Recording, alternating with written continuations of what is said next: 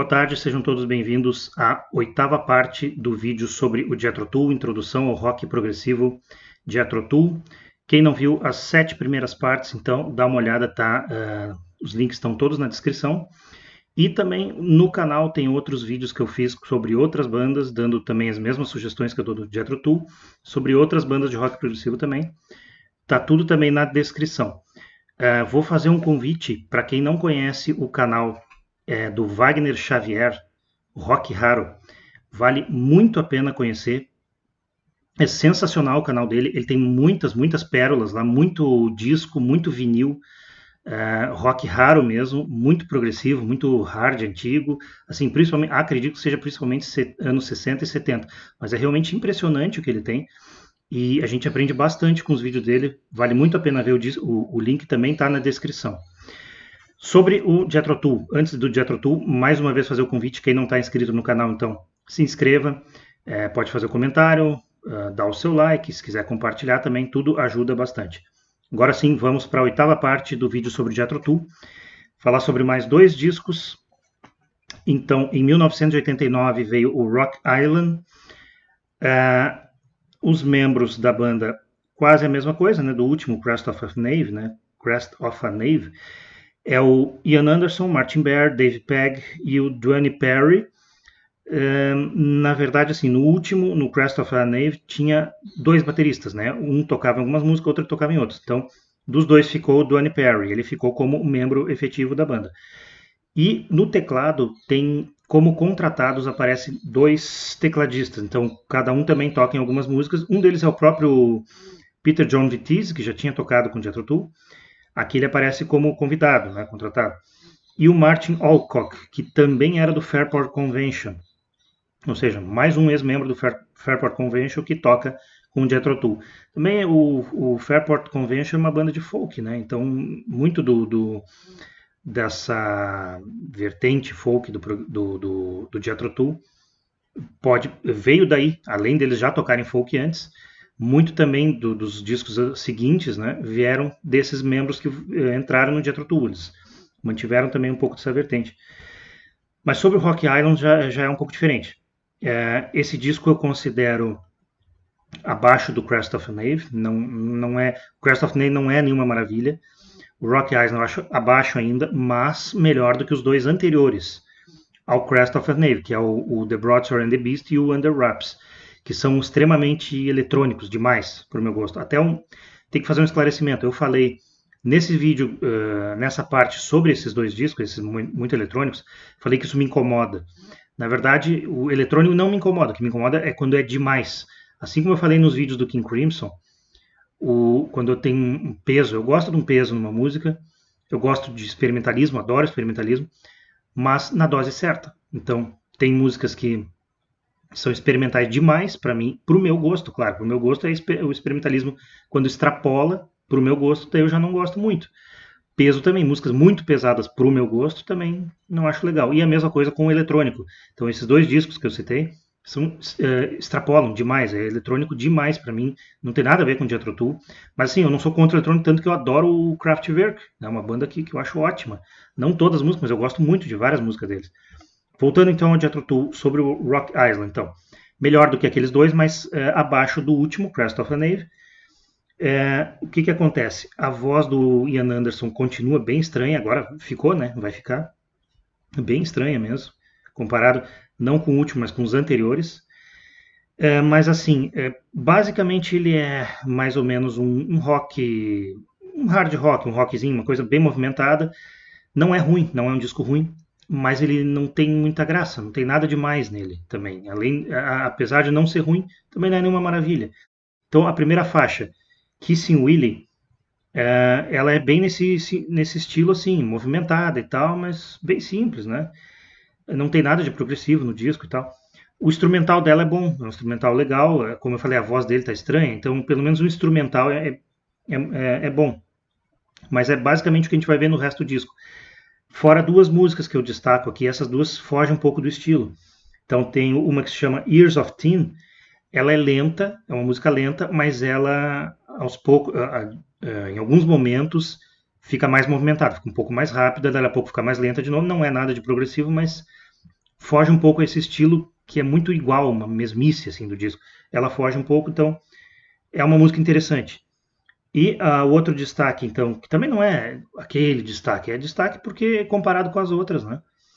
É The Wailers Deuce. Essa música ela é uma música lenta, ela é mais comprida do disco, né? Ela é uma música lenta, e a certo ponto intrigante. Né? Ela é um pouco repetitiva, ela é um tanto repetitiva, mas para o meu gosto ela não é enjoativa. Ela repete bastante, mas eu não acho enjoativa, eu acho até bem legal, talvez a melhor do disco. Tá? Mas é isso, é um disco, vamos dizer, sem sal, dá para dizer, né? Não tem nada demais, assim, também não é ruim como aqueles que eu já citei. Então, repetindo, sobre o Rock Island, um pouco abaixo do Crest of Nave, e os destaques que eu dou, Kissing Willie, mais ou menos, mais era para... Porque assim, ela inicia o disco, então a gente começa sem aquele susto que a gente tomava em outros discos, né? Já inicia melhor, mas também não é nada demais. Aí os outros dois destaques então são Years of Teen e The Wailers Deuce.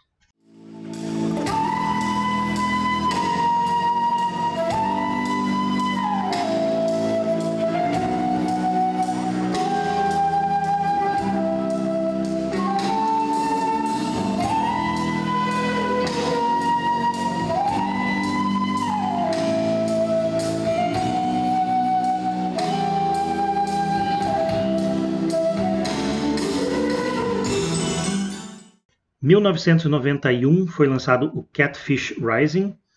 Formação da banda é a mesma.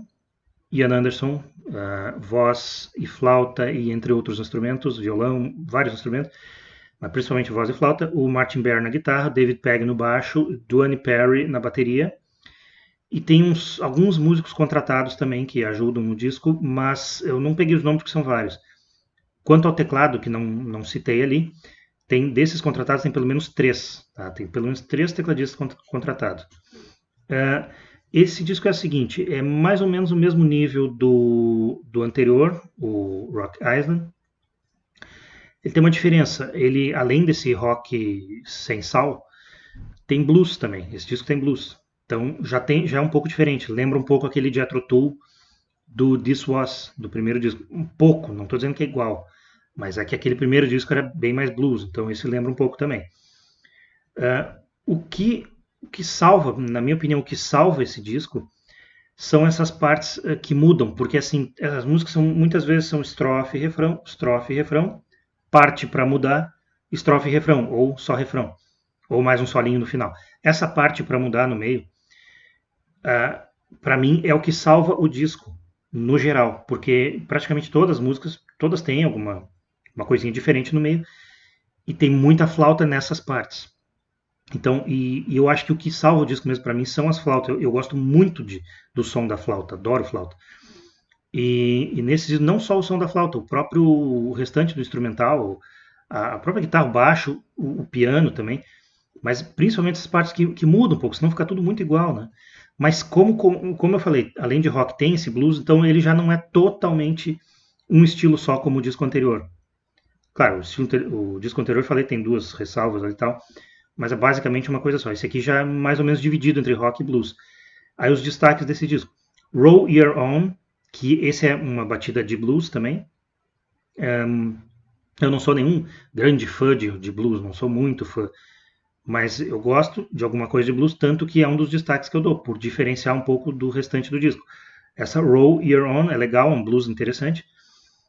Rocks on the Road, essa música também é mais no estilo blues, e essa sim, a parte que muda, aquilo que eu falei antes, nessa música é ótima, é uma parte sensacional. A flauta e o piano estão demais ali, o baixo também, mas principalmente a flauta e o piano nessa Rocks on the Road é muito legal mesmo. E o outro destaque que eu dou é um estilo um pouquinho diferente ainda, que é mais pro folk até. Like a Tall Thin Girl. Essa música lembra um pouco de Jethro Tull antigo, porque tem eu acho que é banjo, não sei se é banjo ou bandolim. E isso me lembra mais aquele folk que eles tocavam lá no começo. Mas não estou dizendo que é igual, eu estou dizendo que lembra um pouco, e por isso também diferencia daquela mesmice do disco. Se torna uma música mais interessante. Mas assim, a voz de Ian Anderson, nesse caso, para mim, para o meu gosto, está atrapalhando. Não digo que atrapalha, ele tem que cantar. mas eu gostaria muito que fosse aquela mesma voz de antigamente. Mas não é. Então, isso eu acho que ajuda, contribui para tornar as músicas não tão boas. Porque a voz dele, como era antigamente, é muito melhor. E o que melhora também, o que salva disso, como eu falei, é a flauta, esses instrumentais no meio das músicas. Então, repetindo, Catfish Rising, de 91, não é disco ruim, é no mesmo nível do Rock Island, talvez um pouquinho melhor até, porque tem essas variações. E os destaques que eu dou, Roll Year On, Rocks on the Road e Like a Tom Thin Girl.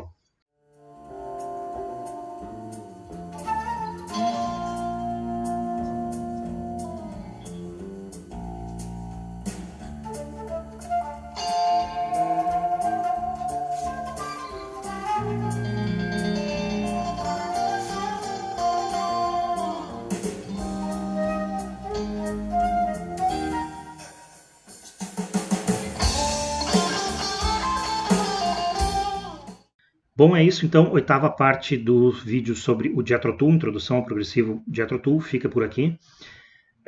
Foram mais 2 discos, na próxima parte eu vou fazer mais 2, a nona, na 10ª mais 2, e aí a 11ª é a última parte, que é aquela onde eu faço o resumo geral, daquele qual é o caminho, por onde que eu, no meu gosto pessoal, por onde eu considero melhor que a pessoa, quais os discos, que seria o caminho para a pessoa ouvir o Jethro Tull, que está querendo conhecer ou conhecendo melhor, principalmente pelo lado do progressivo, é claro, que é o que me faz gravar esses vídeos, né?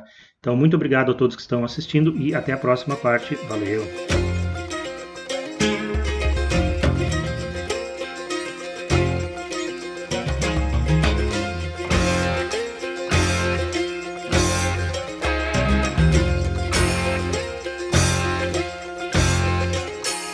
I don't care to eat out in smart restaurants.